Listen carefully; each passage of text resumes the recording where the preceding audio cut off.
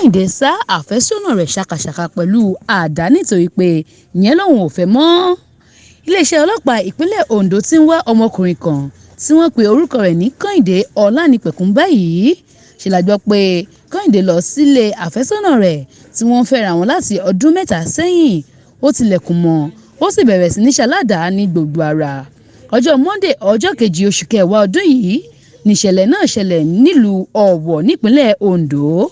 Ohun tó fa wàhálà náà kò sẹ́yìn bí àfẹ́sọ́nà rẹ̀ Damilọlá Sunday ṣe sọ pé òun kò lè tẹ̀síwájú nínú ọ̀rọ̀ ìfẹ́ wọn mọ́ pẹ̀lú onírúurú ìwà tí Kehinde máa ń hù sí òun.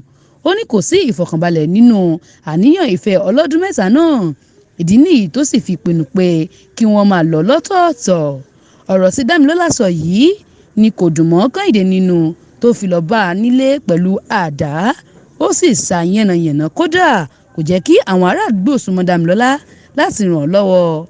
Lẹ́yìn tó kúrò níbẹ̀ tán làwọn ará àdúgbò tó ráyè lọ gbé Damilọlá lọ sílé ìwòsàn fún ìtọ́jú. Látìgbà náà sì ni àwọn ọlọ́pàá ti ń wá Kehinde nítorí ó ti júbà ehoro báyìí. Mariam Ọláníyì ló ń jábọ̀ ìròyìn fún Etí Ọba TV.